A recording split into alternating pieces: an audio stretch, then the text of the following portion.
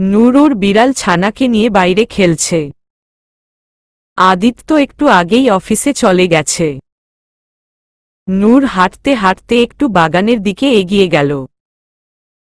বাগানে গিয়ে হঠাৎ নূর দেখল মিনু আন্টি ওদের বাসার কেয়ারটেকার রহিম চাচাকে নিজের হাতে খাইয়ে দিচ্ছে আর হাত পাখা দিয়ে বাতাস করছে। আবার শাড়ির আঁচল মুখে গুজে কেমন লাজুক লাজুক হাসছে। অবুঝ নূর ব্যাপারটা বুঝতে না বলে শুধু তাকিয়ে রইল। একটু পরে মিনু আন্টি বাসার ভেতরে আসলে নূর মিনু আন্টির কাছে গিয়ে জিজ্ঞেস করল, আচ্ছা তুমি রহিম চাচাকে খাইয়ে দিচ্ছিলে কেন? উনি কি হাত দিয়ে খেতে পারে না? নূরের কথায় মিনু আন্টি একটু অপ্রস্তুত হয়ে পড়ল। তারপর লাজুক ভঙ্গিতে বলল, আসলে উনি আমার স্বামী। যেমন আদিত্য বাবা আপনের স্বামী তেমন। ও, মিনু আন্টি আবার বলল, আসলে উনার খুব শখ হচ্ছিল আমার হাতে খাওয়ার। তাই আর কি। আগে যখন আমরা গ্রামে থাকতাম তখন আমি উনার জন্য খেতে এভাবে খাবার নিয়ে যেতাম আর উনি আমার হাতে খাওয়ার শখ করতেন। নূর আরও কৌতূহলী হয়ে বলল, ও, আরও কি কি করতে তোমরা? মিনু আন্টি ধীরে ধীরে সব বলতে লাগল নূরকে। উনি কেমন কেমন করতেন তার স্বামীর সাথে। আর নূর অনেক আগ্রহ নিয়ে শুনতে লাগল। সব কথা শুনে নূর বলল, আচ্ছা সব বউদের কি এমন করতে হয়? হ্যাঁ, করতে হয়। তাহলেই স্বামীরা বউয়ের ওপর খুশি থাকে। না হলে তারা অখুশি থাকেন। নূর মাথা ঝাঁকিয়ে অনেক কিছু বোঝার মতো করে বলল, ও। সন্ধ্যা ৬টা। আদিত্য মাত্রই অফিস থেকে ফিরল। দরজায় বেল বাজালে একটু পরে কেউ দরজা খুলে দিল। আদিত্য মুচকি হেসে সামনে তাকাতেই টাস্কি খেয়ে গেল। বেচারা পুরো বাকরুদ্ধ হয়ে গেল। নিজের চোখকেই বিশ্বাস হচ্ছে না ওর। ওর সামনে নূর শাড়ি পরে দাঁড়িয়ে আছে। পরেছে বললে ভুল হবে। শাড়িটা কোনোরকমে গায়ের সাথে পেঁচিয়ে রেখেছে। যে কোনো সময় খুলে পড়তে পারে বেচারা শাড়িটা। নূর মাথার ঘোমটা টেনে মুখ প্রায় অনেকখানি ঢেকে ফেলেছে। শাড়ির আঁচলের কোনা দাঁত দিয়ে কামড়ে ধরে মাত্রাতিরিক্ত লাজুক ভঙ্গিতে দাঁড়িয়ে আছে। নূরের এমন উদ্ভট ভাবভঙ্গি দেখে আদিত্যর ভ্রু কুঁচকে এল। ও কিছুই বুঝতে পারছে না। তখনই নূর আরও একটু প্রয়োজনের চেয়ে বেশি লাজুকলতা হয়ে বলে উঠল, গোগো ওগো, তুমি এসে গেছ? আদিত্য কপাল কুঁচকে বলল, গোগো। নূর এবার নিচের দিকে ঝুঁকে আদিত্যের পায়ের কাছে হাত দিতে গেলেই আদিত্য ছিটকে সরে যেতে যেতে বলল, এই কি করছো অ্যাঞ্জেল? নূর কিছু না বলে ঝুঁকে থাকা অবস্থায় হাত নিয়ে আদিত্যের পায়ের দিকে এগিয়ে যেতে লাগল। আর আদিত্য পেছাতে পেছাতে বলতে লাগল, এই নূর সোনা কি করছো এসব? থামো প্লিজ। থামো, থামো বলছি। আই সেড স্টপ ইট নূর। নূর থেমে গিয়ে বলে উঠল, আরে সরে যাচ্ছ কেন? দাঁড়াও না। আমি সালাম করব তো। না হলে আমি ভালো বউ কিভাবে হব? আদিত্য ভ্রু কুঁচকে বলল, ভালো বউ? হ্যাঁ ভালো বউ। আমি এতদিন পচা বউ হয়েছিলাম। তবে এখন আমি শিখে গেছি কিভাবে ভালো বউ হতে হয়। তাই আজ থেকে আমি ভালো বউ হয়ে থাকব। তাহলে তুমি আমার ওপর খুশি থাকবে। আদিত্য নূরের কাছে এসে বলল, কে বলেছে এসব তোমাকে? তোমাকে এসব করতে হবে না। তুমি এমনিতেই আমার লক্ষ্মী বউ। নূর জেদ ধরে বলল, না না, আমি বলেছি না আমি ভালো বউ হব মানে হব। দেখ, তুমি যদি আমাকে ভালো হতে না দাও তাহলে কিন্তু আমি এখনই কান্না করে দেব বলে দিলাম। আদিত্য পড়ে গেল এক মহা মুশকিলে। অগত্যা আর কোনো উপায় না পেয়ে বলল, ওকে ওকে, ঠিক আছে, কান্না করো না, তোমার যা খুশি তাই করো, তবুও কান্না করো না প্লিজ। নূর এবার খুশি হয়ে বলল, ঠিক আছে, তাহলে তুমি নড়বে না কিন্তু। কথাটা বলে নূর আদিত্যের পায়ে হাত দিয়ে সালাম করল। আদিত্য অনিচ্ছা সত্ত্বেও নূরের কথা মতো দাঁড়িয়ে রইল। সালাম করা শেষে নূর আবার সেই মাত্রাতিরিক্ত লাজুক ভঙ্গিতে বলল, গোগো, তুমি ফ্রেশ হয়ে এসো, আমি তোমার খাবার বেড়ে দিচ্ছি। আদিত্য চমকে উঠে বলল, খাবার বেড়ে দিবে মানে? দেখ অ্যাঞ্জেল, তুমি কিন্তু একদম কিচেনে ঢুকবে না বলে দিলাম। কিচেনে অনেক চাকু ছুরি থাকে, তোমার হাত কেটে যাবে, আবার আগুনও থাকে, তুমি খবরদার কিচেনে যাবে না।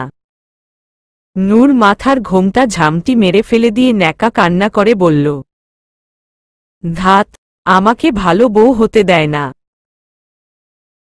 খেলবি না আর তোমার সাথে, পচা একটা। কথাগুলো বলতে বলতে সোফায় গিয়ে ধুম করে গাল ফুলিয়ে বসে পড়ল নূর। আদিত্য মহা ঝামেলায় পড়ে গেল, কি করবে বুঝতে পারছে না। নূরকে বুঝাতেও পারছে না, আবার নূরের মন খারাপও করতে চাচ্ছে না। আদিত্য একটা দীর্ঘশ্বাস ছেড়ে নূরের কাছে গিয়ে বলল, ওকে ওকে, রাগ করো না, তোমার যা খুশি তাই করো, আমি আর বাধা দিব না। নূর খুশি হয়ে বলল, সত্যি? ঠিক আছে, তাহলে তুমি যাও, ফ্রেশ হয়ে এসো। আদিত্য অনিচ্ছা সত্ত্বেও আস্তে করে উপরে উঠে গেল। আজ তার বউটার মাথায় এসব কোথা থেকে আসলো বুঝতে পারছে না সে। নূর আদিত্যের জন্য খাবার বাড়তে লাগল। সার্ভেন্টরা অনেকবার মানা করেছে নূরকে, কিন্তু কে শোনে কার কথা। নূর পারছে না দেখে সার্ভেন্টরা নূরকে হেল্প করল খাবার সার্ভ করতে। একটু পরে আদিত্য ফ্রেশ হয়ে নিচে নেমে এলো। টেবিলের কাছে এসে দেখল নূর সেই আগের মতো মাথায় ঘোমটা টেনে দাঁতে আঁচল কামড়ে ধরে লাজুক ভঙ্গিতে দাঁড়িয়ে আছে। আদিত্যকে আসতে দেখে বলে উঠল, গোগো, বসো, খেয়ে নেও। আদিত্যের এই গোগো সম্বোধনটা অনেক বিরক্তিকর লাগছে। ওর অ্যাঞ্জেলের মুখে হিরো ডাকটা অনেক ভালো লাগে ওর, কিন্তু কিছু করার নেই। নূরকে মানা করলেই কান্নাকাটি জুড়ে দিবে। তাই কিছু না বলে আদিত্য গিয়ে একটা চেয়ার টান দিয়ে বসে নূরকেও বসতে বলল। নূর মাথা ঝাঁকিয়ে আদিত্যের পাশে বসে ওর প্লেটে খাবার বেড়ে দিতে লাগল। আদিত্য বাধা দিতে গিয়েও দিল না, যদি আবার নূর কেঁদে দেয় সেই ভয়। নূর খাবার বেড়ে দিয়ে একটা হাত পাখা নিয়ে আদিত্যকে বাতাস করতে লাগল। কিন্তু অবুঝ নূর পাখার মাথাটা নিজের দিকে উল্টো করে বাতাস করছে, যার ফলে পাখার বাতাস নিজের গায়ে লাগছে। এসি করা বাসায় নূরকে এভাবে হাত পাখার বাতাস করতে দেখে মাথা নাড়িয়ে হালকা হাসল আদিত্য। বউটা তার সত্যিই একটা কিউটের ড্রাম। আদিত্য প্লেটে ভাত মেখে নূরের সামনে ধরলে নূর বলে উঠল, না না, আগে তুমি খাবে, তারপর আমি। আগে স্বামীদের খেতে হয়। আদিত্য বলে উঠল, দেখ নূর, এটা নিয়ে কিন্তু আমি কোনো আর্গুমেন্ট চাই না। তুমি আগে খাবে, তারপর সব। না হলে কিন্তু আমি সত্যি সত্যি তোমার ওপর অখুশি হয়ে যাব। তুমি কি তাই চাও? নূর মাথা নাড়াল, মানে সে চায় না? তাহলে মুখ খোল। নূর আর কথা না বাড়িয়ে হা করে খাবার মুখে নিল। খাওয়া দাওয়া শেষে আদিত্য রুমে এসে বেডের সাথে হেলান দিয়ে বসে আরাম করছিল। তখনই হঠাৎ পায়ের ওপর কারোর ছোঁয়া অনুভব করল। আদিত্য চোখ খুলে তাকিয়ে দেখল নূর ওর পায়ের কাছে বসে পা টিপে দিচ্ছে। আদিত্য এক লাফে উঠে বসে বলল, এই অ্যাঞ্জেল, কি করছো? দেখ, অনেক হয়েছে, আর এসব করতে হবে না। এখন এসব বন্ধ করো প্লিজ। নূর বলে উঠল, আরে নানা, কি বলছো?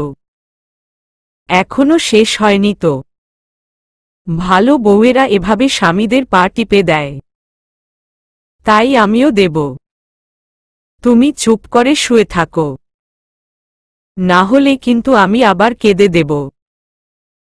আদিত্য না পেরে আবার হেলান দিয়ে বসল, আর নূর দুই হাত দিয়ে আদিত্যের পা টিপে দিতে লাগল। আদিত্যের এসব মোটেও ভালো লাগছে না। নূরকে এভাবে পা টিপাতে ওর খুবই অস্বস্তিকর লাগছে, কিন্তু কিছু করতেও পারছে না। কিছু বললেই নূর কান্না শুরু করে দিবে। না জানি কোত্থেকে অদ্ভুত এই স্বামী সেবার ভূত জেগেছে। প্রায় 1 ঘন্টা যাবৎ নূর পা টিপে যাচ্ছে। আদিত্য অনেকবার মানা করেছে, কিন্তু নূর শোনেনি। এতক্ষণ ধরে বসে বসে পা টিপতে টিপতে নূর কেমন যেন ক্লান্ত হয়ে গেছে। সেই কখন থেকে নূর আদিত্যের জন্য এটা ওটা করেই যাচ্ছে, তাই এখন কেমন যেন ক্লান্ত বোধ করছে। জামার ওপর দিয়ে শাড়ি পেঁচিয়ে রাখায় শরীর অনেকটা ঘেমেও গেছে। আদিত্য এতক্ষণ ধরে সহ্য করলেও নূরের এমন অবস্থা দেখে আর কিছুতেই সহ্য করতে পারল না। আদিত্য এবার এক ঝটকায় উঠে বসে 2 হাতে নূরকে তুলে কোলের মাঝে নিয়ে নিল। নূর হকচকিয়ে উঠে কিছু বলতে নিলেই আদিত্য নূরের ঠোঁটের ওপর তর্জনী আঙুল ঠেকিয়ে বলে উঠল, হুশস, আর কোনো কথা না, একদম চুপ। তারপর নূরের গালে হাত বুলিয়ে মায়াভরা কণ্ঠে বলল, অনেক হয়েছে অ্যাঞ্জেল, প্লিজ এখন এসব বন্ধ করো কলিজাটা। দেখ, তোমাকে এভাবে দেখে আমার অনেক কষ্ট হচ্ছে। তুমি কি চাও আমি কান্না করি? নূর 2 দিকে মাথা নাড়াল, মানে সে চায় না। তাহলে এখন এসব বন্ধ করো প্লিজ। দেখ সোনা, তুমি যেমন আছো তেমনই আমার পছন্দ। আমি তোমাকে ওভাবে পেয়েই অনেক খুশি। তোমার নিজেকে বদলাতে হবে না। আমার যদি এমন বউয়ের দরকার হতো, তাহলে আমি আগেই এমন কাউকে বিয়ে করতাম। তোমাকে বিয়ে করতাম না। তুমি যেমন আছো তেমন দেখেই আমি তোমাকে বিয়ে করেছি। কারণ আমার যে এই নিষ্পাপ পরীটাকেই চাই। তাই এসব করার কোনো দরকার নেই। বুঝেছ অ্যাঞ্জেল? নূর মাথা ঝাঁকাল, মানে সে বুঝেছে। আদিত্য মুচকি হেসে নূরের কপালে চুমু খেয়ে নূরকে বুকের মাঝে জড়িয়ে নিল। আরও 2 দিন পার হয়ে গেছে। আবির অনেক চেষ্টা করছে নীলাকে কনভিন্স করার, ওর ভালোবাসাকে অ্যাকসেপ্ট করার জন্য, কিন্তু নীলা ওকে পাত্তাই দিচ্ছে না। আবির আজ মনে মনে পণ করে নিয়েছে, যে করেই হোক নীলাকে মানিয়েই ছাড়বে। নূর ড্রয়িং রুমের সোফায় বসে বিড়াল ছানা নিয়ে খেলা করছিল। তখন আবির নূরের কাছে এসে বসে বলল, শোন ভাবি ডোল, আজ আমরা অনেক বড় একটা মিশনে নামব, বুঝেছ? নূর কৌতূহলী হয়ে বলল, সত্যি? কি মিশন? মিশন বিয়াইন পটাও। নূর বুঝতে না পেরে বলল, বিয়াইন পটাও? হ্যাঁ, বিয়ান পটাও মিশন। এবারের সংগ্রাম বিয়াইন পটাও সংগ্রাম। এবারের সংগ্রাম বিয়াইনকে মানানোর সংগ্রাম। ফ্লার্ট যখন করেছি, ফ্লার্ট আরও করব। বিয়াইনকে বশে এনেই ছাড়ব ইনশাআল্লাহ। নূর কিছু বুঝতে না পেরে কনফিউজড হয়ে তাকিয়ে রইল। আবির নূরের দিকে তাকিয়ে বলল, আচ্ছা ভাবি ডোল, তুমি কি চাও না তোমার বোন এই বাড়িতে সবসময় থাকুক? নূর মাথা ঝাঁকিয়ে বলল, হ্যাঁ হ্যাঁ চাই তো। নীলাকে ছাড়া আমার ভালো লাগবে না। তাহলে তোমার বোনকে মানাতে আমাকে হেল্প করো। তারপর তুমি যেমন আদি ভাইয়ার বউ হয়ে এ বাড়িতে থাকো, তেমনি তোমার বোন নীলাও আমার বউ হয়ে সবসময় এ বাড়িতেই থাকবে, বুঝেছ? নূর খুশি হয়ে বলল, সত্যি? ওয়াও, তাহলে তো আর মজা হবে। আমরা সবাই একসাথে থাকব। হ্যাঁ ভাবি ডোল, অনেক মজা হবে। কিন্তু তার আগে আই লাভ ইউ বলতে হবে। দুজন দুজনকে আই লাভ ইউ না বললে তো হবে না, তাই? হ্যাঁ ভাবি ডোল, I love you is the real fact of marriage. ও আচ্ছা ভাবি ডোল, এখন আমাদের প্ল্যান শোন। আবির নূরকে সব বুঝিয়ে বলল। তারপর দুইজন হাইফাই দিল। আবিরের প্ল্যান মতো নূর একটু পরে নীলাকে সাথে করে ছাদে নিয়ে এলো। ছাদে এসে মাঝ বরাবর দাঁড়াতেই নীলার মাথার ওপর থেকে ফুলের পাপড়ি ঝরে পড়ল। নীলা অবাক হয়ে এদিক ওদিক তাকাতে লাগল। নূর কিছুটা দূরে দাঁড়িয়ে হাসি মুখে তালি বাজাতে লাগল। একটু পরে আবির নীলার সামনে হাঁটু গেড়ে বসে একগুচ্ছ ফুলের বুকে নীলার দিকে বাড়িয়ে দিয়ে বলল, I love you Nila. I really really love you very much. Please accept my love. I swear I will never disappoint you. Please give me one chance. Noor বিস্ময় নিয়ে তাকিয়ে ওদের কাণ্ড দেখতে লাগল। নীলা কিছুক্ষণ চুপ করে রইল। মনে মনে সেও আবিরকে পছন্দ করে, তবে সেটা বুঝতে না দিয়ে বলে উঠল, তা এরকম প্রপোজ আরও কতজনকে করেছেন শুনি? আবির বলে উঠল, অনলি ইউ নীলা। আমি সত্যি বলছি, আমি এর আগে কখনো কাউকে প্রপোজ করিনি। আমি সত্যিই তোমাকে ভালোবাসি। নীলা একটু তাচ্ছিল্যের সুরে বলল, আরে যান যান, অনেক দেখেছি আপনাদের মতো। আজ একজনকে তো কাল আরেকজনকে ভালোবাসি ভালোবাসি বলা, এটা আপনাদের পেশা। আমার সামনে এসব করে কোনো লাভ হবে না। আমি এসবে গলব না। কথাটা বলেই নীলা অ্যাটিটিউড দেখিয়ে ওখান থেকে চলে যেতে নিলেই আবির ওর হাত চেপে ধরল। তারপর উঠে দাঁড়িয়ে নীলার দিকে তাকিয়ে বাঁকা হেসে অ্যাটিটিউড নিয়ে কিছুটা দাদাগিরির মতো করে গেয়ে উঠল। নীলা আবিরের কাছ থেকে হাত ছাড়িয়ে মাছি তাড়ানোর মতো করে হাত নেড়ে অ্যাটিটিউড নিয়ে গেয়ে উঠল। আবির নীলার চারিদিকে ঘুরে ঘুরে গেয়ে উঠল। আবির নীলাকে ভয় দেখানোর জন্য ছাদের রেলিংয়ের কাছে গিয়ে ছাদ থেকে পড়ে যাওয়ার ভয় দেখাল। নীলা এটা দেখে সত্যি সত্যিই ভয় পেয়ে গেল। নীলা দৌড়ে গিয়ে আবিরের হাত ধরে মুচকি হেসে গেয়ে উঠল। নীলার আই লাভ ইউ বলায় আবির মনে মনে খুশি হলেও উপরে উপরে অভিমান দেখিয়ে চলে যেতে নিল। এবার নীলা গিয়ে আবিরের সামনে ঘুরে ঘুরে গাইল। আবির এবার হেসে দিয়ে নীলাকে জড়িয়ে ধরল। নীলাও মুচকি হেসে আবিরকে জড়িয়ে ধরল। ওদের দেখে নূর খুশিতে আটখানা হয়ে হাতে তালি বাজাতে লাগল। রাত ৮টা। আদিত্য বেডের ওপর বসে ল্যাপটপে কিছু কাজ করছিল। নূর বেডের একপাশে গালে হাত দিয়ে বসে আছে। দেখে মনে হচ্ছে কোনো গভীর চিন্তায় মগ্ন সে। একটু পরে নূর একটু নড়েচড়ে বসে আদিত্যের দিকে তাকিয়ে বলল, এই হিরো শোন না। আদিত্য ল্যাপটপের দিকে তাকিয়ে থেকেই বলল, হ্যাঁ বলো অ্যাঞ্জেল। নূর বলে উঠল, আমাদের বরবউ খেলাটা হয়নি। নূরের এমন আজগুবি কথায় আদিত্য থতমত খেয়ে গেল। ভ্রু কুঁচকে নূরের দিকে তাকিয়ে বলল, মানে কি বলছো এসব? হ্যাঁ ঠিকই বলেছি, আমাদের বরবউ খেলা হচ্ছে না। আমরা তো আসল কাজটাই করিনি এখনো। নূরের কথায় আদিত্যের মাথা ঘুরে উঠল। চোখ দুটো ফুটবলের ন্যায় বর্ষর হয়ে গেল। কি বলে এই মেয়ে? এসব কথা কোথা থেকে পেল ও? আদিত্য আমতা আমতা করে বলল, আসল কাজ মানে? আসল কাজ আবার কি? দেখ, তোমাকে আগেই বলেছি না, এসব কথা বলতে নেই। তোমার এখনো এসবের সময় হয়নি। নূর তাও বলতে লাগল, কি বারবার একটা কথা পেয়েছ?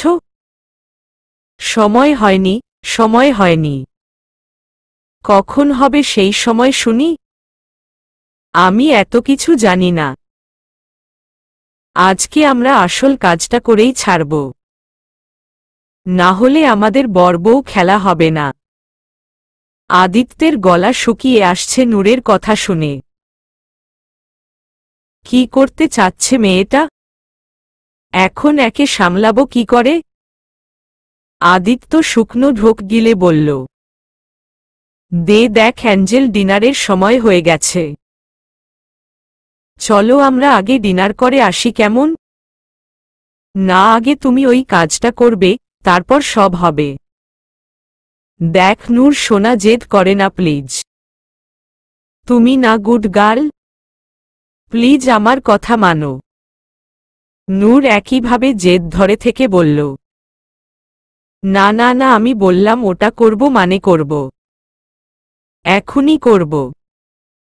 আর তুমি এত মানা করছো কেন? দেবর তো আজকে কি সুন্দর করে করল ওটা, আর তুমি শুধু মানা করছো? নূরের কথায় আদিত্য আরো তোবদা খেয়ে গেল। আবির করেছে মানে? কার সাথে করেছে? কি করেছে? আদিত্য অপ্রস্তুতভাবে বলে উঠল, আবির করেছে মানে? কখন করেছে? কার সাথে করেছে? আর তুমি কি করে জানলে? কিভাবে জানবো মানে? আমার সামনেই তো করল, তো আমি জানব না?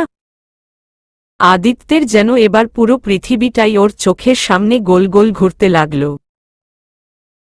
যে কোনো সময় বেহুশ বনে যেতে পারে বেচারা। আদিত্য অবাক হয়ে জিজ্ঞেস করল, তো তোমার সামনে করেছে মানে? কার সাথে করেছে? কি করেছে? আরে আই লাভ ইউ বলেছে। আর কি করবে? দেবর নীলাকে আই লাভ ইউ বলেছে, আর নীলাও দেবরকে আই লাভ ইউ বলেছে। আবির ভ্যাবাচেকা খেয়ে বলল, মানে তুমি এতক্ষণ ধরে আই লাভ ইউ বলার কথা বলছিলে? হ্যাঁ, তা নয়তো কি? আরে এটাই তো আসল কাজ। আই লাভ ইউ না করলে বরবউ খেলা হয় না। আদিত্য বুকে হাত দিয়ে স্বস্তির নিঃশ্বাস ফেলল।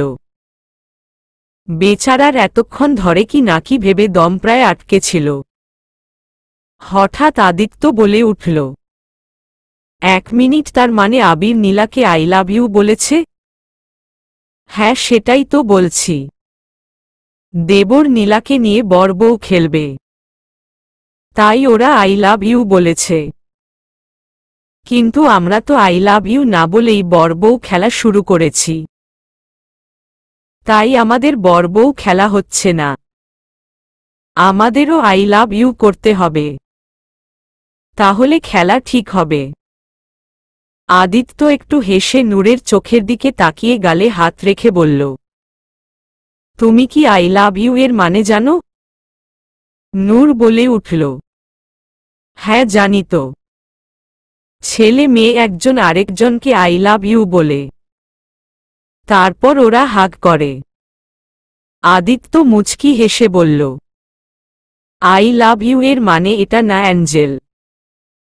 যেদিন তুমি এর সঠিক মানে বুঝতে পারবে, সেদিন আর কাউকে কিছু বলতে হবে না। আমরা এমনি সব বুঝে যাব। আর তোমার প্রতি আমার অনুভূতিগুলো হয়তো আমি কখনো ভাষায় প্রকাশ করতে পারব না।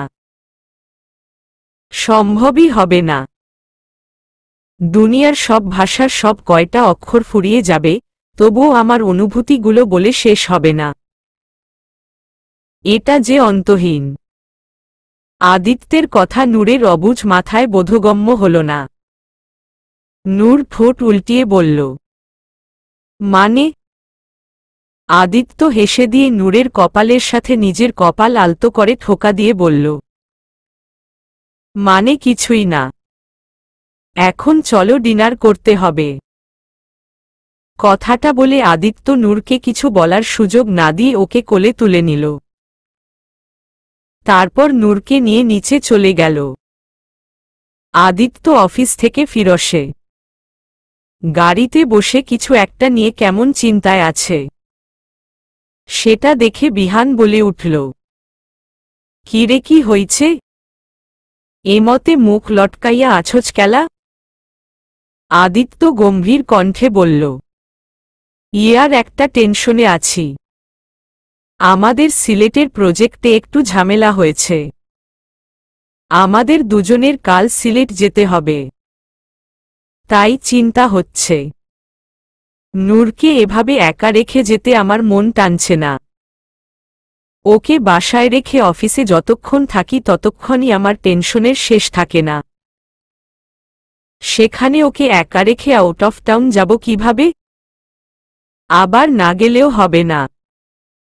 অন্য কোনো ব্যাপার হলে হয়তো আমি যেতাম না, কিন্তু তুই তো জানিস সেটা আমার ড্রিম প্রজেক্ট।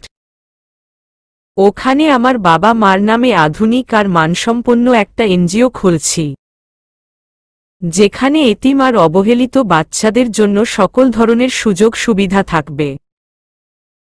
স্কুল, হসপিটাল, বাচ্চাদের থাকার জন্য উন্নত মানের হোস্টেল, খেলার জন্য থাকবে অনেক সুযোগ সুবিধা, আরও অনেক কিছু।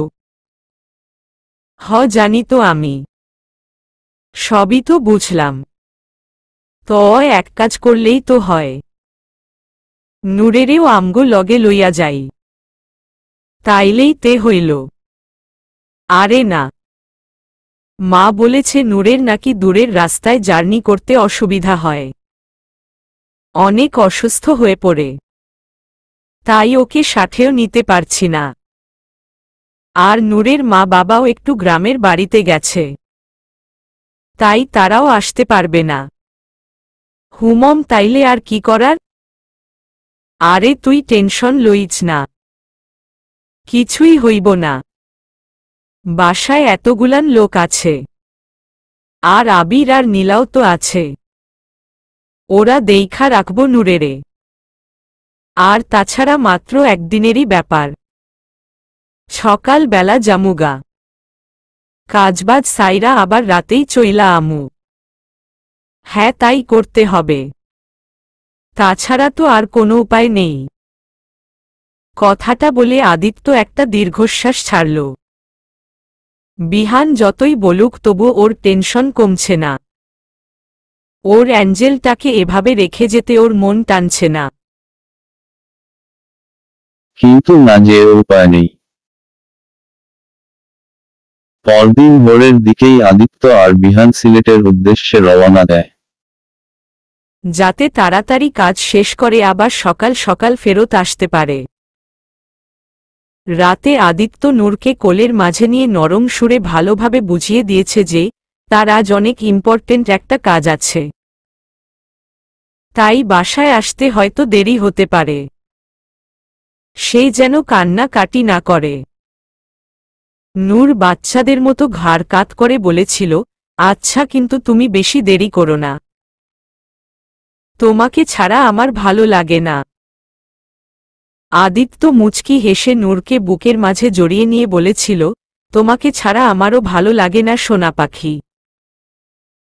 তুমি চিন্তা করো না, আমি কাজ শেষ করেই আমার অ্যাঞ্জেলটার কাছে ফিরে আসব। সকালে অনেক ভোরে আসায় আদিত্য আর নূরকে ডাকেনি।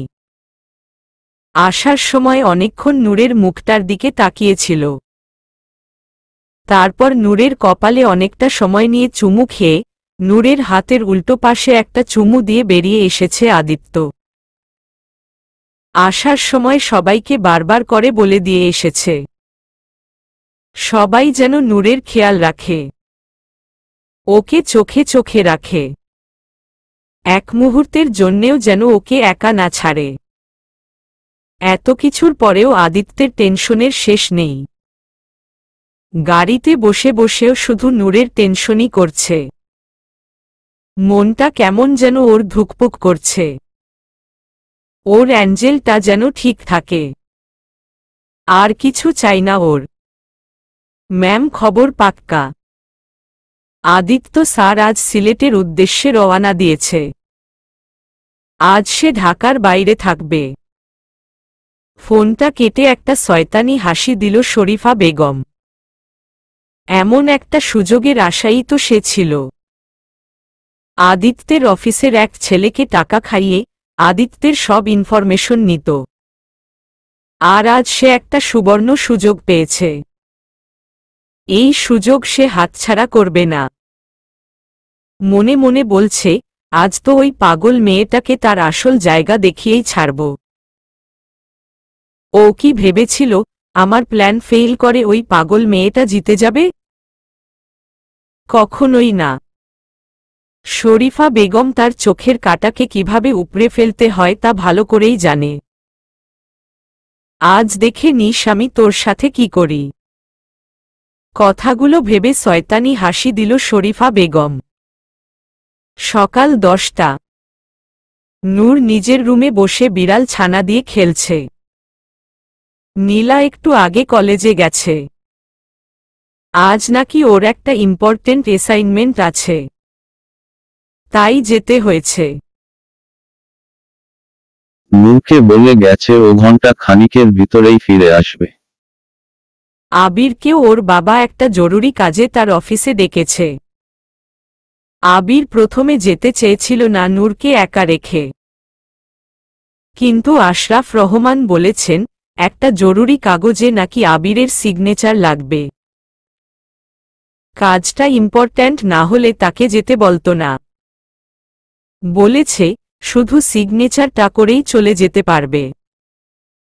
তাই অগত্যা আবিরকে যেতে হয়েছে। নূর আপাতত বাসায় একা। শুধু সার্ভেন্ট আর গার্ডসরা আছে। একটু পরে শরীফা বেগম তার গাড়ি নিয়ে আদিত্যের বাসায় ঢুকল। গাড়ি থেকে নেমে শরীফা বেগম গার্ডসদের দিকে তাকিয়ে বলল, শোন, আজকে আদিত্যের বাসায় এখানকার এমপি আসবে। তাই তোমরা সবাই গেটের বাইরে গিয়ে দাঁড়াও। ওনার যেন রাস্তায় কোনো সমস্যা না হয়। গার্ডসরা শরীফা বেগমের কথা বিশ্বাস করে নিল। কারণ আদিত্যের বাসায় মাঝে মধ্যেই এমপি মন্ত্রীরা আসে। তাই তারা সহজেই শরীফা বেগমের কথা মেনে নিলেন। আর সবগুলো গার্ড গেটের বাইরে চলে গেল। ওরা যেতেই শরীফা বাঁকা হাসলেন। তার প্রথম কাজ সফল হয়েছে। এবার আসল কাজের পালা। শরীফা বেগম এবার বাসার ভেতর ঢুকলেন। এদিক ওদিক তাকিয়ে সোজা সিঁড়ি বেয়ে উপরে নূরের রুমে উঠে গেল। নূর বেডের ওপর বসে বিড়াল ছানা দিয়ে খেলছিল। তখনই শরীফা বেগম দরজা ঠেলে ভিতরে ঢুকল। শরীফা বেগমকে দেখে নূর প্রচুর ভয় পেয়ে গেল। সেদিনের কথা মনে পড়ে গেল ওর। ভয়ে জর্জর হয়ে বসল নূর। শরীফা বেগমের দিকে ভীতু চোখে তাকিয়ে বলল, তুমি এখানে কেন এসেছ? যাও এখান থেকে। তুমি অনেক পচা। নূরকে এভাবে ভয় পেতে দেখে শরীফা বেগম আরো খুশি হলেন। সেই ধীরে ধীরে শয়তানি হাসি দিয়ে নূরের দিকে এগিয়ে যেতে লাগল।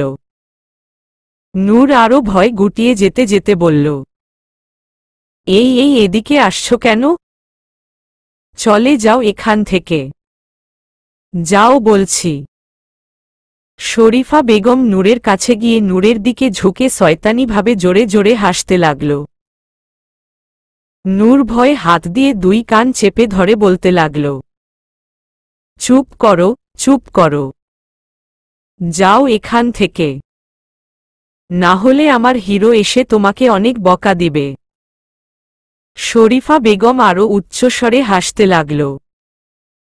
তারপর হাসিটা একটু থামিয়ে বলে উঠল, তোর হিরো আর আজ আসবে না তোকে বাঁচাতে। তুই তো একটা পাগল, আর তোর মতো পাগলকে আজ আমি তোর আসল জায়গায় পৌঁছে দেব। এই আমাকে পাগল বলবে না কিন্তু। আমি পাগল না, 100 বার বলবো। পাগলকে পাগল বলবো না তো কি বলবো? তুই একটা পাগল। পাগল, পাগল, পাগল। শরীফা বেগম বারবার নূরকে পাগল বলেই যাচ্ছে। না না না, আমি পাগল না। চুপ করো, চুপ করো। নূর আর সহ্য করতে পারছে না, কেমন যেন অস্বাভাবিক হয়ে উঠছে, ধীরে ধীরে হাইপার হয়ে উঠছে। আবারও সবকিছু ছোড়াছুড়ি শুরু করে দিল। শরীফা বেগম শয়তানি হাসি দিল। সে তো এটাই চাচ্ছিল। নূর আউট অফ কন্ট্রোল হয়ে গেলেই তো সে তার কার্য সফল করতে পারবে। তাই শরীফা বেগম নূরকে আরও খেপাতে লাগল। নূর এতে আরও হাইপার হয়ে গেল। একসময় নূর একেবারে আউট অফ কন্ট্রোল হয়ে গেল। জোরে জোরে চিল্লাতে চিল্লাতে সবকিছু ছোড়াছুড়ি করতে লাগল। তখনই একটা বড় অ্যাম্বুলেন্স আদিত্যের বাসার ভেতর ঢুকল। অ্যাম্বুলেন্সটা মেন্টাল এসাইলাম থেকে এসেছে। শরীফা বেগমই এদের আসতে বলেছে। অ্যাম্বুলেন্স থামলে তার ভেতর থেকে দুজন ডক্টর আর কয়েকজন ওয়ার্ড বয় নেমে হনহন করে বাসার ভেতর ঢুকল।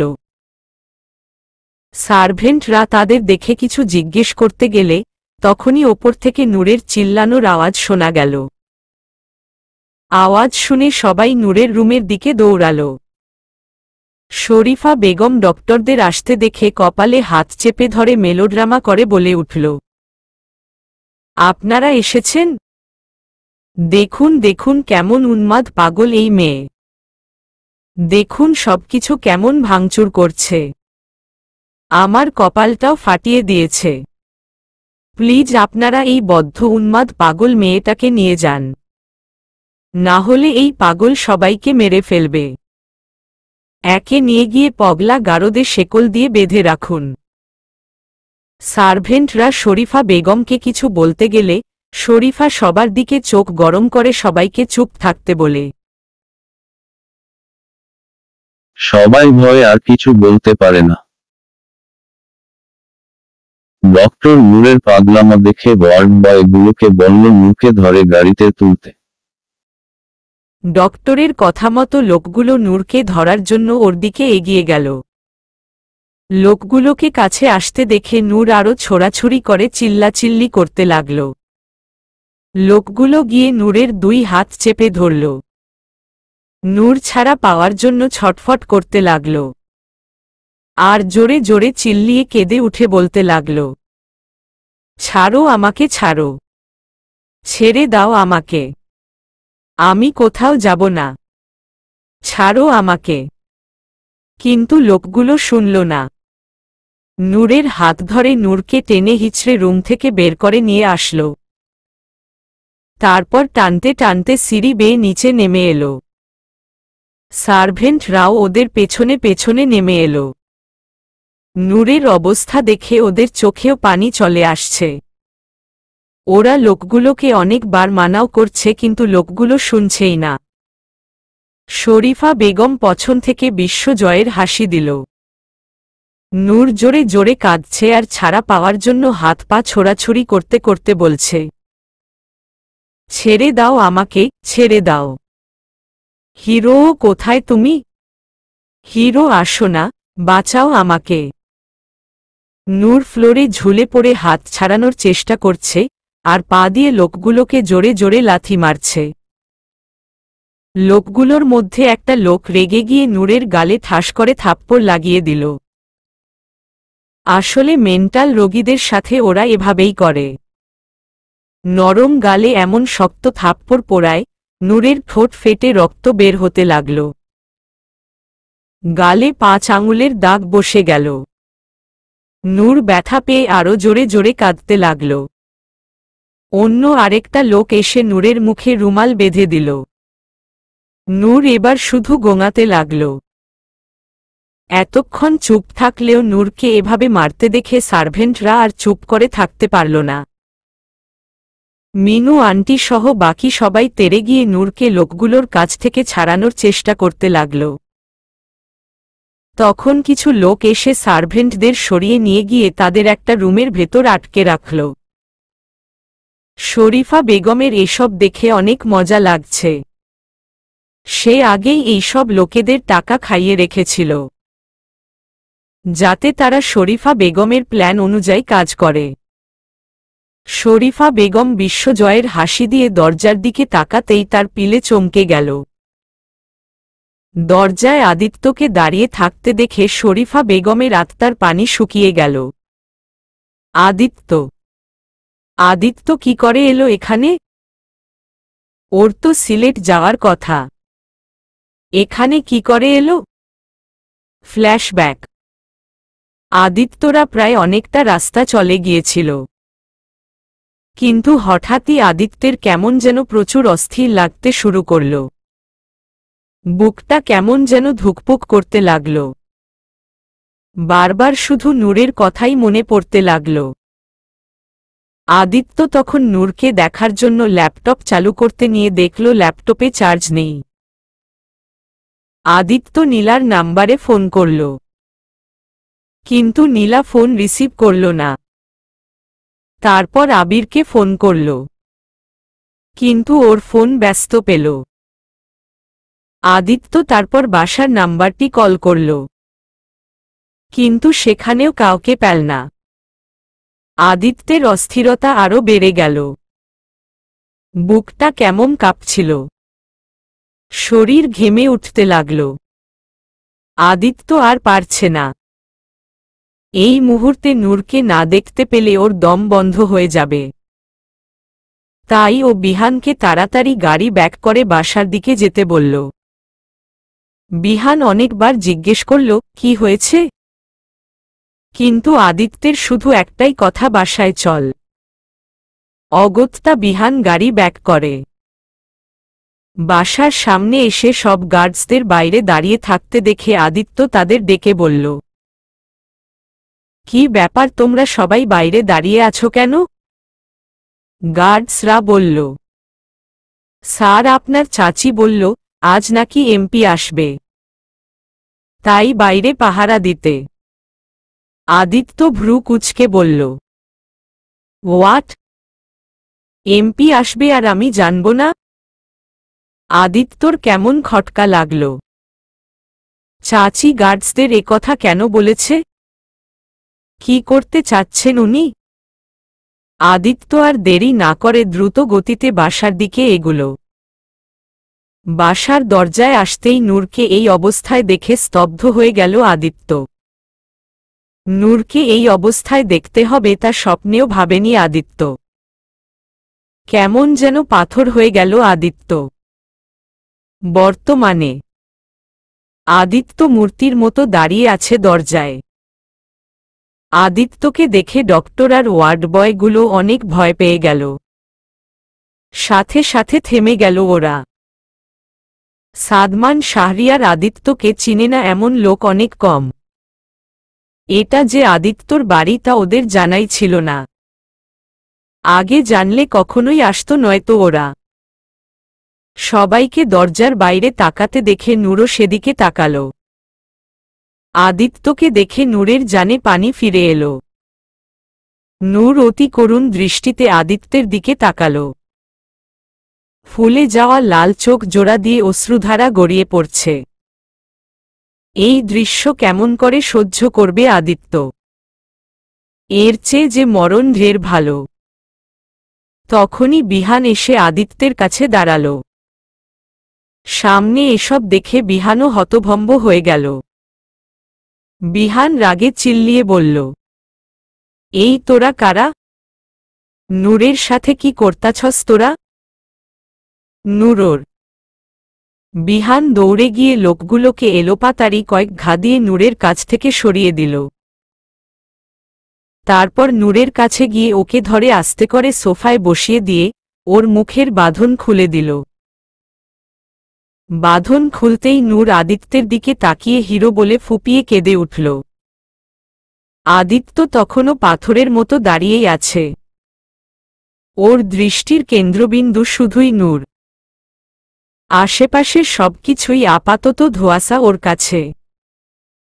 নূরের এমন করুণ ডাক যেন আদিত্যের বুকে তীর হয়ে বিঁধল। আদিত্য এবার ধীরে ধীরে নূরের কাছে এগিয়ে এলো। নূরের কাছে এসে ওর সামনে ফ্লোরে হাঁটু গেড়ে বসল। আদিত্যের শরীর প্রচুর পরিমাণ কাঁপছে, বারবার শুধু ঢোক গিলছে। আদিত্য দেখল নূরের গালে 5 আঙুলের লাল দাগ হয়ে আছে, ঠোঁটের কোনায় রক্ত জমে আছে। আদিত্য তাড়াহুড়ো করে পকেট থেকে রুমাল বের করে কাপা কাপা হাতে নূরের ঠোঁটের রক্ত মুছে দিতে লাগল, যাতে নূর রক্ত দেখে প্যানিক না হয়ে যায়। রক্ত মুছে দিতে গেলে নূর ব্যথায় হালকা আওয়াজ করে উঠল, আহহ। আদিত্য মাথাটা অন্যদিকে ঘুরিয়ে চোখ বন্ধ করে নিজের মাথাটা একটু ঝাঁকাল। ও এসব আর সহ্য করতে পারছে না, কিছুতেই না।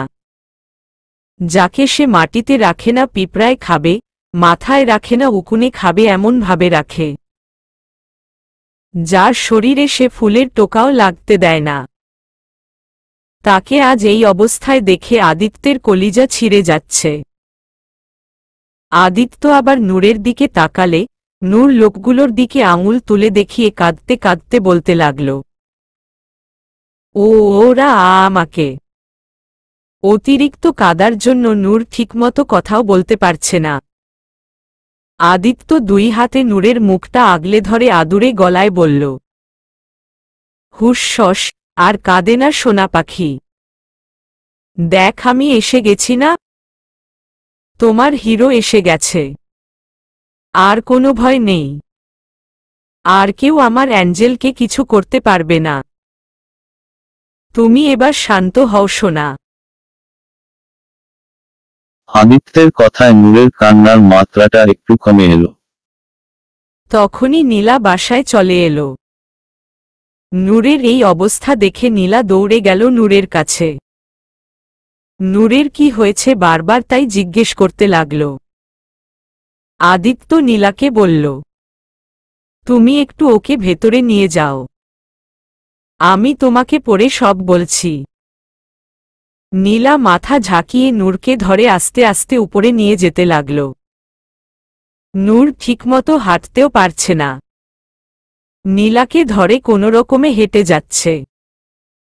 এটা দেখে আদিত্য চোখ বন্ধ করে নিল। ওয়ে আর দেখতে পারছে না। নূর চলে যেতেই আদিত্য ধীরে ধীরে উঠে দাঁড়াল। তারপর লোকগুলোর দিকে অগ্নি চোখে তাকাল। চোখ দিয়ে আগ্নেয়গিরির লাভা গলে পড়ছে। চোয়াল শক্ত হয়ে কপালের রগ ফুলে যেন চামড়া ফেটে বের হয়ে আসবে। আদিত্য হাতের মুঠো শক্ত করে লোকগুলোর কাছে এগিয়ে আসল।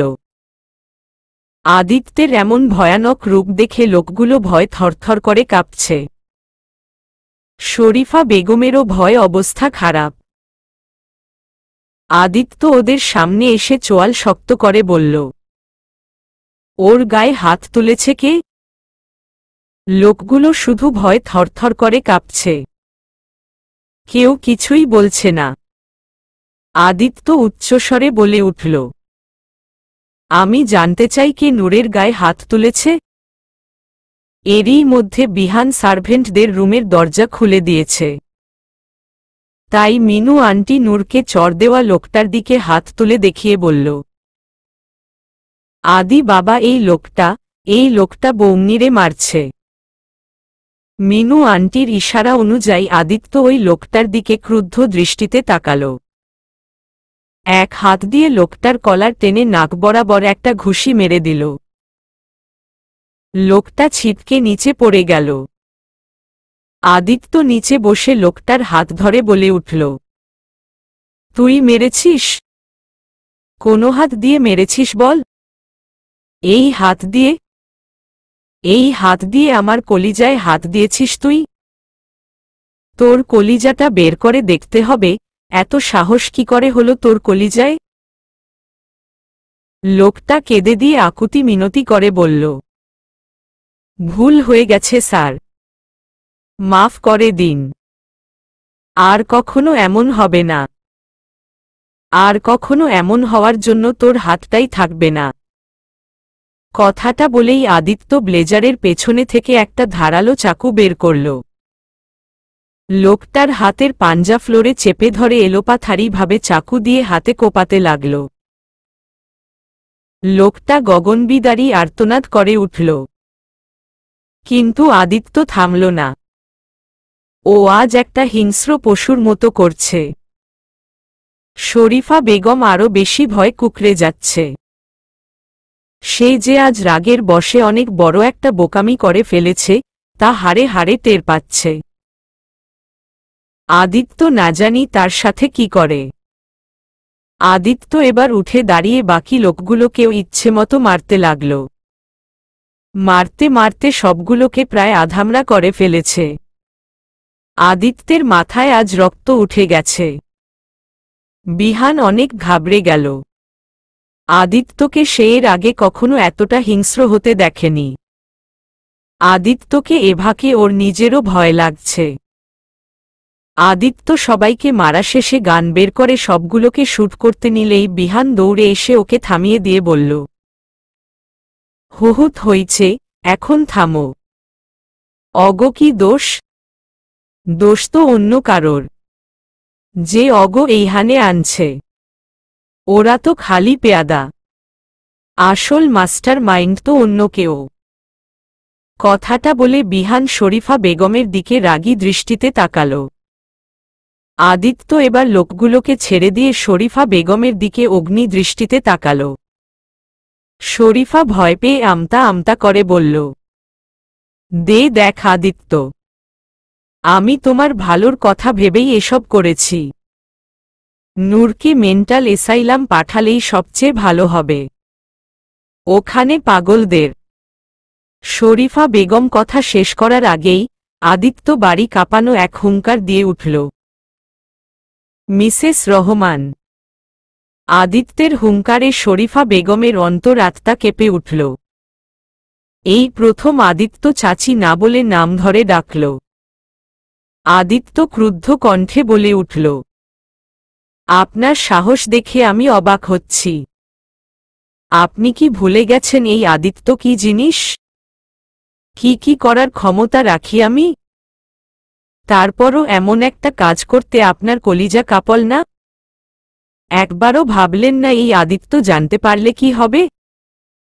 শরীফা বেগম আবারও একটু সাহস জুগিয়ে বলতে লাগল, আমি যা করেছি তা তোমার ভালোর জন্য। শরীফা বেগমের কথা শেষ হওয়ার আগেই আদিত্য ওর সামনে থাকাটি টেবিলে সজোরে একটা লাথি মেরে দিয়ে অত্যন্ত রাগী কণ্ঠে বলল, টু হেল উইথ ইউর ভালো। আপনি কি ভাবেন আমি কিছুই বুঝি না? আমি সবই বুঝি মিসেস রহমান। আমার রেসপেক্টকে আমার বোকামি ভাবার ভুল করবেন না। আপনি আমার কত ভালো চান আমি তা ভালো করেই জানি। আমি সব বুঝেও চুপ করে থাকি কেন জানেন? কারণ আপনি আমার চাচার স্ত্রী, তাই আপনি আবির আর আয়াতের মা, তাই আমি সব বুঝেও চুপচাপ থাকি। আপনাকে যথেষ্ট সম্মান করার চেষ্টা করি। তবে আজকে আপনার কাজে আপনি আমার মন থেকে সবকিছু মুছে দিতে বাধ্য করেছেন। আজকে আপনি আমার সবচেয়ে ফুটবল জায়গায় আঘাত করেছেন। আমার কলিজায় হাত দিয়েছেন আপনি। আপনাকে আমি আগেই বলেছিলাম আমাকে যা খুশি তাই করুন, আমি চুপচাপ মেনে নিব। কিন্তু আমার নূরের গায়ে হালকা টোকাও আমি বরদাস্ত করব না। আপনি আজ আমার ধৈর্যের বাঁধ ভেঙে দিয়েছেন। সত্যিই আপনার মতো এমন জঘন্য মহিলা আমি এই দুনিয়াতে আর দেখিনি। এর আগে আমি আমার শেষ ধৈর্যটুকুও হারিয়ে ফেলি, আপনি চলে যান এখান থেকে। না হলে হয়তো আমার হাতে আজ গুনাহ হয়ে যাবে। আমি আবির আর আয়াতকে এতিম করতে চাই না। তাই আপনি আপনার এই কুৎসিত চেহারা নিয়ে চলে যান আমার সামনে থেকে। আর কখনো যেন আপনাকে আমার বাড়ি বা নূরের ত্রিসীমানায় না দেখি। তাহলে সেদিন আর নিজের শেষ ধৈর্যটুকু রাখতে পারব না। কথাটা মনে রাখবেন। যান, চলে যান এখান থেকে। I said get out of my house. আদিত্যের চিল্লানিতে শরীফা বেগম আর এক মুহূর্তও দেরি না করে দৌড়ে বাসা থেকে বেরিয়ে গেল। শরীফা বেগম চলে যেতেই আদিত্য রাগে চিৎকার করে সব জিনিসপত্র আছাড় মেরে ভাঙতে লাগল। নিজের সব রাগ এই বেজান জিনিসগুলোর ওপর ঢালতে লাগল।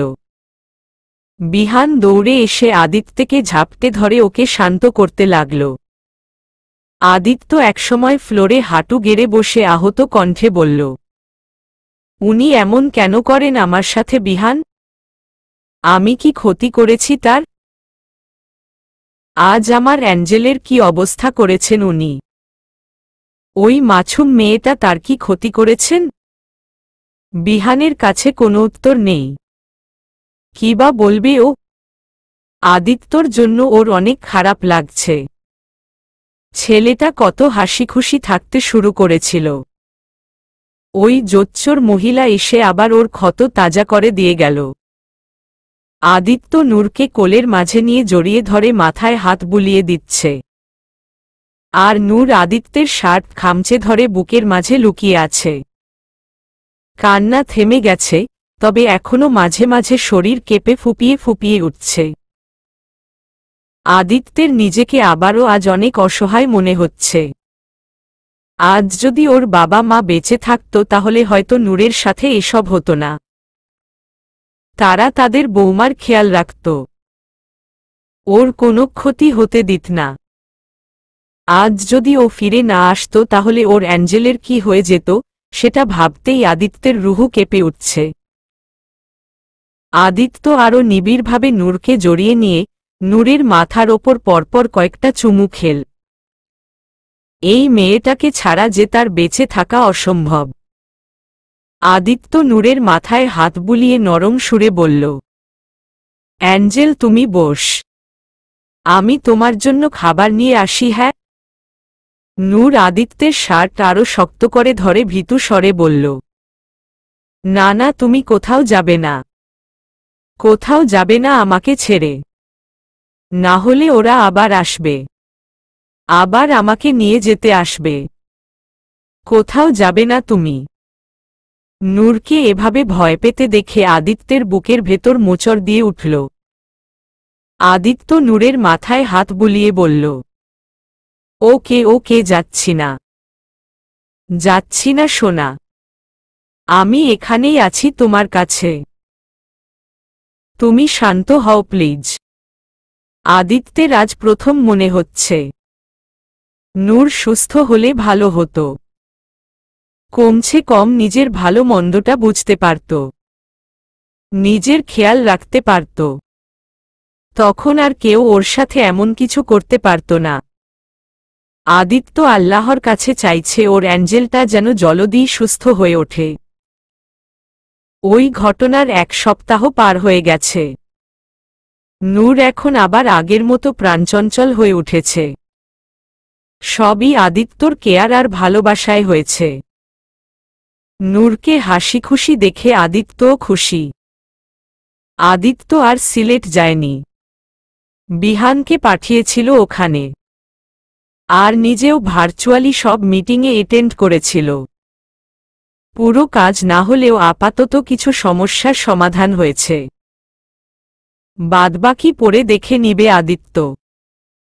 আদিত্য সোফার ওপর বসে ল্যাপটপে কিছু কাজ করছিল। তখনই নূর এসে বলল, এই হিরো শোন না। আদিত্য মুচকি হেসে বলল, বলো অ্যাঞ্জেল, কি হয়েছে?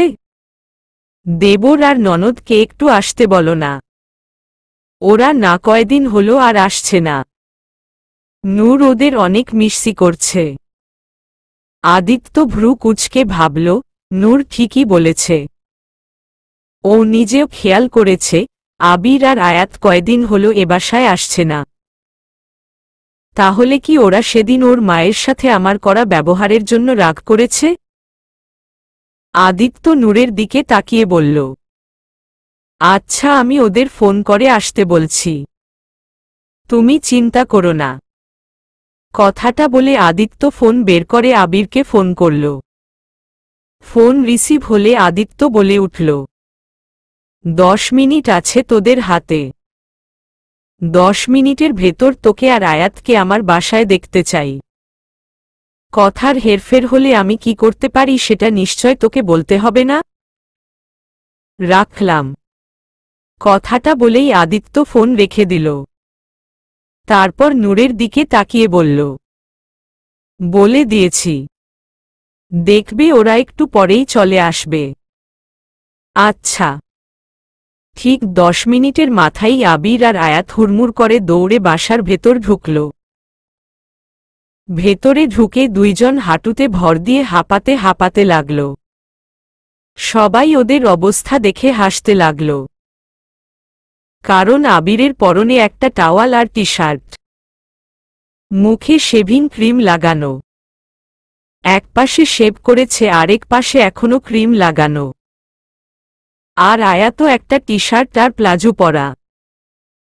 দেখেই বোঝা যাচ্ছে ঘুম থেকে টেনে আনা হয়েছে ওকে। বিহানও ড্রয়িং রুমেই বসা ছিল। আবিরের এই অবস্থা দেখে হাসতে দেখে বলে উঠল, কিরে হারামি, মাইনছের বাথরুমে চুরি করবার গেছিলিনি? এমতে চড়ে গো লাহান, পুলিশের ভয় দৌড়ায় দৌড়ায় আসলি কেলা? আবির সোফায় গিয়ে ঠাস করে বসে পড়ে বলল, ওই বিটলা তুই চুপ থাক। আরে এমনি এমনি এভাবে এসেছি নাকি? ভাইয়ার হুমকির জন্যই তো এভাবে আসতে হলো। শেভটাও শেষ করতে পারলাম না। আরে এমন কেউ করে? কি হয়েছে ভাই? এভাবে হুমকি দিয়ে কেন ডাকলে? আয়াত সোফায় এসে বসল। আদিত্য এবার একটু সিরিয়াস হয়ে বলল, আবির, আয়ু, তোরা কি আমার ওপর রেগে আছিস? আবির সোজা হয়ে বসে বলল, কি বলছো ভাই? আমরা কেন তোমার ওপর রাগ করব? তাহলে বাসায় আসছিস না কেন? নূর বারবার শুধু তোদের কথা বলছে। আবির এবার মাথা নিচু করে অপরাধী সুরে বলল, কোনো মুখে আসবো ভাইয়া? তোমার সামনে মুখ দেখাতে যে লজ্জা করছিল। তুমি আমাকে ভাবিডোলের খেয়াল রাখতে বলেছিলে, আর আমি সে কাজে অসফল হয়েছি। আর আমাদের মাঝে কাজ করেছে, তাতে কোনো লজ্জায় তোমাদের মুখ দেখাবো বলো? আদিত্য মুচকি হেসে বলল, হইছে হইছে, আর সেন্টি খাইস না। তোর সাথে যায় না এসব। আর তোদের এত লজ্জা পাওয়ারও কিছু নেই। তোরা সবসময় আমার ভাই বোন ছিলি আর থাকবি। তাই এসব মেলোড্রামা করার দরকার নেই। যা এখন উপরে গিয়ে ফ্রেশ হয়ে আয়। আবির মাথা ঝাঁকিয়ে উপরে উঠে গেল। আয়াত ঘুমের কথা বলে রুমে চলে গেল। বেচারির ঘুম এখনো পুরো হয়নি। নীলা মাত্রই শাওয়ার নিয়ে বের হয়েছে। আয়নার সামনে দাঁড়িয়ে চুল ঝাড়ছিল। তখনকার আবির আস্তে করে দরজা খুলে ভেতরে ঢুকল। নীলাকে দেখে টেডি স্মাইল দিয়ে বলে উঠল, ওয়াহ, সুবহান আল্লাহ, কেয়া সিন! সকাল সকাল এমন সিন দেখানোর জন্য আমার ভাইয়াকে চুমু দিতে ইচ্ছে করছে। আবিরের কথায় নীলা চমকে পেছনে তাকাল। আবিরকে দেখে কাপা কাপা কণ্ঠে বলল, আপনি কখন এলেন? আবির বাঁকা হেসে নীলার কাছে এগিয়ে আসতে লাগল। আর নীলা ধীরে ধীরে পেছাতে লাগল। পেছাতে পেছাতে একসময় দেয়ালের সাথে লেগে গেল। আবির এসে নীলার দুই পাশে দেয়ালে হাত রেখে নীলাকে আটকে দিল। নীলা লজ্জায় মাথায় নিচু করে ফেলল। আবির মাথা নিচু করে নীলার চুলে মুখ গুজে দিল। নাক ডুবিয়ে নীলার সদ্য ভেজা চুলের ঘ্রাণ নিতে লাগল। নীলা কেঁপে উঠে দুই হাতে নিজের জামা খামচে ধরল। আবির নীলার কানের কাছে মুখ নিয়ে বলল, ভাবছি চুমুটা ভাইয়াকে না দিয়ে তোমাকেই দিয়ে দেই। তাহলে চুমুটা বেশি ইউজফুল হবে কি বলো? নীলা লজ্জায় আরো কুকড়ে গেল। আবির হাত দিয়ে নীলার চুলগুলো সরিয়ে দিয়ে নীলার কাঁধে একটা চুমু খেল। নীলা কেঁপে উঠে চোখ খিচে বন্ধ করে নিল। আবির নীলার কানের কাছে মুখ নিয়ে বলে উঠল, বায়দা ওই ওড়না ছাড়া কিন্তু তোমাকে আরো বেশি হট লাগছে। নীলা চমকে উঠে আবিরকে আলতো করে ধাক্কা দিয়ে সরিয়ে দিয়ে তাড়াহুড়ো করে ওড়না গায়ে জড়িয়ে বলল, ছি অসভ্য একটা। আবির হো হো করে হাসতে লাগল। নীলা এবার আবিরের দিকে ভালো করে তাকাল। আবিরের এমন অদ্ভুত বেশভূষা দেখে হেসে দিয়ে বলল, এসব কি? এই বেশে কেন ঘুরছেন? আবির দুষ্টুমি করে বলল, আমি না অনেক মুভিতে দেখেছি গার্লফ্রেন্ড বা বউয়েরা তাদের বয়ফ্রেন্ড বা হাজবেন্ডকে নিজের হাতে শেভ করে দেয়। তাই আজ শেভ করতে গিয়ে আমারও তোমাকে দিয়ে শেভ করানোর পরম ইচ্ছে জাগল। তাই তো ওভাবেই ফতাফত দৌড়ে চলে এলাম। এখন আমার কচি প্রেমিকাটা তার কচি কচি হাত দিয়ে আমার শেভ করিয়ে দিবে। নীলা বলল, কিন্তু আমি তো শেভ করতে পারি না। ব্যাপার না, আমি শিখিয়ে দিব। এখন চলো। কিন্তু no if no but, only ফতাফত। কথাটা বলেই আবির নীলাকে আর কিছু বলার সুযোগ না দিয়ে ওর হাত ধরে ওয়াশরুমের দিকে নিয়ে গেল। সবাই ড্রয়িং রুমে বসে হাসাহাসি করছে। তখনই বাসার কলিং বেল বেজে উঠল। একজন সার্ভেন্ট গিয়ে দরজা খুলে দিল। একটা আল্ট্রা মডার্ন মেয়ে ভেতরে ঢুকল। পরনে ছোট টি শার্ট আর 3/4 জিন্স। হাতের ট্রলি ব্যাগটা সার্ভেন্টের হাতে ধরিয়ে দিয়ে কোমর আঁকিয়ে বাঁকিয়ে সামনের দিকে এগিয়ে গেল। সবাই কথা বলছিল। মেয়েটি ওদের সামনে গিয়ে হাসি মুখে বলে উঠল, সারপ্রাইজ। মেয়েটির কথায় সবাই তার দিকে তাকাল।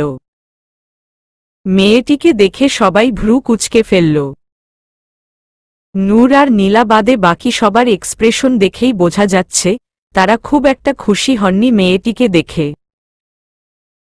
তবুও ভদ্রতার খাতিরে আদিত্য উঠে দাঁড়িয়ে সৌজন্যমূলক হাসি দিয়ে বলল, আরে সায়না, তুমি কখন এলে? কেমন আছো তুমি? সায়না খুশিতে গদগদ হয়ে দ্রুত বেগে গিয়ে আদিত্যকে জড়িয়ে ধরল। জড়িয়ে ধরে বলে উঠল, I miss you Adi. I miss you so much. এটা দেখে সবাই অবাক হয়ে গেল। আদিত্য প্রচুর বিরক্ত আর অস্বস্তিতে পড়ে গেল। হাত মুষ্টি করে চোয়াল শক্ত করে ফেলল। সায়নাকে এভাবে জড়িয়ে ধরতে দেখে নূরের ভেতর কিছু একটা হয়ে গেল। ওর কেন যেন প্রচুর রাগ লাগতে শুরু করল। বুকের ভেতর কেমন চিনচিন ব্যথা করছে। কিন্তু অবুঝ নূর বিষয়টা বুঝতে পারছে না। শুধু মনে হচ্ছে ওর হিরোকে কেন এই মেয়েটা জড়িয়ে ধরল। হিরোকে শুধু ও জড়িয়ে ধরবে, আর কেউ না। সায়না মেয়েটাকে নূরের প্রথম নজরেই অপছন্দ হয়ে গেল। মেয়েটাকে মোটেও ভালো লাগছে না নূরের। নূর আর থাকতে পারল না। ছুটে আদিত্যের কাছে গিয়ে সায়নার হাত ধরে সায়নাকে আদিত্যের কাছ থেকে এক ঝটকায় ছাড়িয়ে দিয়ে আদিত্যের সামনে দাঁড়িয়ে বলে উঠল, এই পচা মেয়েটা, তুমি আমার হিরোকে কেন জড়িয়ে ধরছ? আমার হিরোকে একদম ধরবে না। যাও এখান থেকে সরো। ছু ছু ছু। নূরের কাণ্ড দেখে সবাই অনেক কষ্টে নিজেদের হাসি আটকে রেখেছে। সায়নাকে এভাবে হেনস্থা করতে দেখে মনে মনে সবাই খুশিই হয়েছে। কিন্তু সায়না নূরকে দেখে কপাল কুঁচকে ফেলল। এই মেয়েটা কে, তাই চিনতে পারছে না ও। সায়না নূরের দিকে আঙুল তুলে হালকা রাগী কণ্ঠে বলল, এই মেয়েকে তুমি? আর কিসের হিরো? হ্যাঁ, তোমার সাহস কি করে হলো আমার সাথে এভাবে কথা বলার? আদিত্য এবার রেগে গিয়ে চোয়াল শক্ত করে বলল, লো ইউর ভয়েস সায়না। নূরের সাথে এভাবে কথা বলার অধিকার কারোর নেই। আজ প্রথম তাই কিছু বললাম না, এরপর থেকে যেন মনে থাকে। সায়না অবাক হয়ে বলল, আদিত্য তুমি আমাকে বকছ? তাও আবার এই মেয়েটার জন্য? কে হয় এই মেয়েটা তোমার, যার জন্য তুমি এত পজেসিভ হচ্ছ? আদিত্য নূরকে এক হাতে জড়িয়ে নিয়ে বলল, সবকিছু। She is my everything, my life, my heart, my happiness, everything. She is my beautiful wife Noor. আদিত্যের কথায় সায়নার মাথায় যেন মঙ্গলগ্রহ ভেঙে পড়ল। সায়না অবাক হয়ে বলল, হোয়াট, তুমি বিয়ে করেছ আদিত্য? কবে? কখন? আমাদের বলনি কেন? আদিত্য বলে উঠল, ফার্স্ট অফ অল, আমি তোমার বড়, তাই আমাকে ভাইয়া বলে ডাকবে। এটা তোমার লন্ডন না, বাংলাদেশ, তাই এখানকার সভ্যতায় চলার চেষ্টা করবে। আর দ্বিতীয়ত, হ্যাঁ আমি বিয়ে করেছি, আর আমার বিয়ের কথা সবাইকে চেঁচিয়ে চেঁচিয়ে বলাটা আমি জরুরি মনে করি না। আর তাছাড়া তোমাদের সাথে তেমন যোগাযোগ নেই, তাই বলা হয়ে ওঠেনি। আদিত্যের কথায় সায়না চমকে গেল। ওর বিশ্বাস হচ্ছে না যে আদিত্য সত্যি সত্যিই বিয়ে করেছে। সে তো আদিত্যকে পছন্দ করে। আদিত্য যখন লন্ডন ছিল তখন থেকেই কত প্ল্যান করে এসেছিল যে এবার ও আদিত্যকে বিয়ে করেই ছাড়বে। কিন্তু এখন কি শুনছে এসব? সায়নার ভাবনার মাঝে আদিত্য আবার বলে উঠল, আচ্ছা এখন বলো ফুপি ফুপা কেমন আছে? আর তুমি আসবে সেটা বলনি কেন? সায়না জোরপূর্বক হাসার চেষ্টা করে বলল, সবাই ভালো আছে। আসলে আমি তোমাদের সারপ্রাইজ দিতে চেয়েছিলাম, তাই না বলেই এসেছি। ও আচ্ছা ঠিক আছে, যাও রুমে গিয়ে রেস্ট নাও। জার্নি করে এসেছ, ফ্রেশ হয়ে নাও। আদিত্য সার্ভেন্টের দিকে তাকিয়ে বলল, যাও সায়নাকে গেস্ট রুম দেখিয়ে দাও। সার্ভেন্ট মাথা ঝাঁকিয়ে সায়নাকে সাথে করে নিয়ে গেল। সায়না যেতেই আবির বলে উঠল, এই সায়না না ডায়না হঠাৎ এখানে কোথা থেকে উদয় হল? আর তুমি ওকে এখানে কেন থাকতে বললে? আদিত্য বলে উঠল, তো কি করব? যাই হোক সায়না আমাদের ফুপির মেয়ে, বাংলাদেশে এসে আমার বাসায় এসেছে। এখন কি আমি ওকে বের করে দিব? কয়দিন থাকুক, ঘুরে ফিরে আবার চলে যাবে। ততদিন না হয় আমরা ওকে টলারেট করে নিব। সায়না রুমে এসে রাগে অস্থির হয়ে সারা রুমে পায়চারি করতে লাগল। নিজের এমন হার কিছুতেই বরদাস্ত করতে পারছে না সায়না। ওর সারা বাড়িতে আগুন ধরিয়ে দিতে ইচ্ছে করছে। না না, কিছুতেই না, আমি কিছুতেই হারব না। আদিত্য শুধু আমার, আমি ওকে যেভাবেই হোক হাসিল করেই ছাড়ব। এত সহজে হার মানব না আমি। রাতে ডিনার টেবিলে খেতে বসেছে সবাই। সবসময়ের মতো আদিত্য নূরকে খাওয়ানোর চেষ্টা করছে, আর নূর নানান তালবাহানা করছে না খাওয়ার জন্য। বাকি সবাই আদিত্যের হাল দেখে মিটিমিটি হাসছে। একটু পরেই ওখানে সায়না আসলো। পরনে একটা স্লিভলেস টি শার্ট আর শর্ট জিন্স। সায়নার এমন অশালীন ড্রেসিং সেন্স দেখে সবাই প্রচুর অস্বস্তিতে পড়ে গেল। নূর কেমন বিস্ময় নিয়ে তাকিয়ে আছে। তবে সায়নার কোনো ভাবাবেগ নেই। ও হেলেদুলে এসে আদিত্যের পাশের চেয়ার টান দিয়ে বসে পড়ল। তখনই নূর আদিত্যের দিকে তাকিয়ে বলল, শোন হিরো, এই মেয়েটা বোধহয় অনেক গরিব।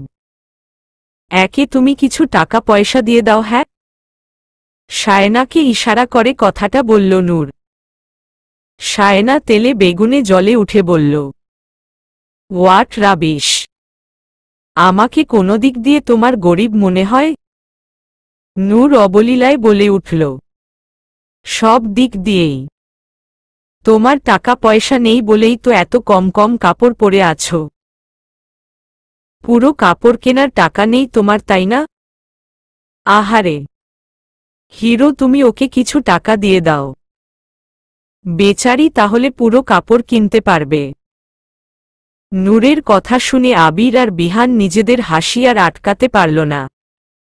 হো হো করে হেসে উঠল দুজন। বাকিরাও ঠোঁট চেপে ধরে হাসছে। নূর যে সরল মনে এই সায়নাকে সাবান পানি ছাড়াই ধুয়ে দিয়েছে, এটা নিয়ে ওদের ভীষণ মজা লাগছে। আর সায়না এদিকে দাঁত কিরমির করে বলল, আদিত্য, তোমার বউ এভাবে আমাকে অপমান করছে আর তুমি হাসছ? আদিত্য বলে উঠল, সরি সায়না, কিছু মনে করো না। আসলে নূর একটু অবুঝ। ছোট মানুষের মতো যা মনে আসে তাই বলে দেয়। ওর কথায় রাগ করো না। তবে তোমাকেও একটা কথা বলতে চাই। যেখানকার যেমন সংস্কৃতি সেখানে সেই অনুযায়ী চলা উচিত। আমি আগেও বলেছি, এটা বাংলাদেশ, তোমার লন্ডন না। তাই এখানকার সভ্যতা অনুযায়ী না চললে তুমি সবসময় এভাবে হাসির পাত্র হবে। বাকিটা তোমার ইচ্ছা। এখন ডিনার করে নাও। আদিত্যের কথায় সায়না অনেক অপমান বোধ করল। ও তো এসব ড্রেস পরেছে আদিত্যর অ্যাট্রাকশন পাওয়ার জন্য। কিন্তু ও তো আরও উল্টো আমাকে কথা শোনাচ্ছে। সায়না আরেকটা কথা ভাবছে, আদিত্য তখন নূরকে অবুঝ কেন বলল? তার মানে কি? নূর কি স্বাভাবিক না? সায়না খাবার খেতে খেতে দেখল আদিত্য কেমন বাচ্চাদের নূরকে এটা ওটা বলে খাইয়ে দিচ্ছে। এটা দেখে সায়না ভেতরে ভেতরে জ্বলে পুড়ে কয়লা হয়ে যাচ্ছে। তবে ব্যাপারটা কেমন যেন খটকা লাগল সায়নার। মনে মনে ভাবছে, নূরের নিশ্চয় কোনো সমস্যা আছে। ব্যাপারটা আমাকেও জানতে হবে। খাওয়া দাওয়া শেষে সায়না একটা সার্ভেন্টকে ডাক দিয়ে নূরের ব্যাপারে সব জিজ্ঞেস করল। সার্ভেন্টটা সায়নাকে নূরের সমস্যার ব্যাপারে সব খুলে বলল। সব শুনে সায়না মনে মনে শয়তানি হাসি দিল। তার মানে নূর মেন্টালি স্টেবল না। এটা তো আমার জন্য সুবর্ণ সুযোগ। ওই পাগল মেয়েকে আদিত্যের জীবন থেকে সরাতে আমার 2 মিনিটও লাগবে না। আদিত্য শুধু আমারই হবে। আয়া তোর এক বান্ধবীর বাসায় এসেছিল বেড়াতে। আড্ডা দিতে দিতে অনেকটা রাত হয়ে গেছে। রাত 10টার দিকে আয়াত বাসায় যাওয়ার জন্য গাড়িতে এসে বসল। আয়াতের গাড়ি একটা সিগন্যালে থেমে আছে। আয়াত বাইরের দিকে তাকিয়ে আছে। হঠাৎ দেখল বিহান একটা সিএনজির ভেতর বসে আছে। বিহানকে দেখে আয়াত প্রথমে একটু খুশি হল। পরে আবার ভাবল বিহান এই সময় এখানে কি করছে? তাও আবার সিএনজিতে। বিহান তো সবসময় আদিত্যের গাড়িতেই চলাফেরা করে। আয়াতের ভাবনার মাঝেই সিগন্যাল ছেড়ে দিল। বিহানের সিএনজি আগে চলে গেল। আয়াত সেটা দেখে ওর ড্রাইভারকে তাড়াতাড়ি বিহানের সিএনজিকে ফলো করতে বলল। ড্রাইভার আয়াতের কথামতো বিহানের সিএনজি ফলো করল। একটু পর বিহানের সিএনজি একটা গলির ভেতর ঢুকল। আয়াতের গাড়িও কিছুটা দূর থেকে ওকে ফলো করছে। আরও কিছু দূর যাওয়ার পর বিহানের সিএনজি এক জায়গায় থেমে গেল। বিহান সিএনজি থেকে নেমে সামনের দিকে এগুলো। আয়াত সামনের জায়গাটা দেখে থমকে গেল, কারণ সামনে রেড লাইট এরিয়া। বিহানকে এই নিষিদ্ধ পল্লীতে যেতে দেখে আয়াতের হাত পা ঠান্ডা হয়ে এলো। নিজের চোখকেই বিশ্বাস হচ্ছে না ওর। বিহান এখানে কি করছে? ও কি তাহলে? না না, আর ভাবতে পারছে না আয়াত। ওর মাথা ঘুরছে, গা কেমন গুলিয়ে উঠছে। এটা সত্যি হতে পারে না, কখনোই না। আয়াত আর থাকতে পারল না। ড্রাইভারকে বলে তাড়াতাড়ি গাড়ি ঘুরিয়ে চলে গেল। চলবে।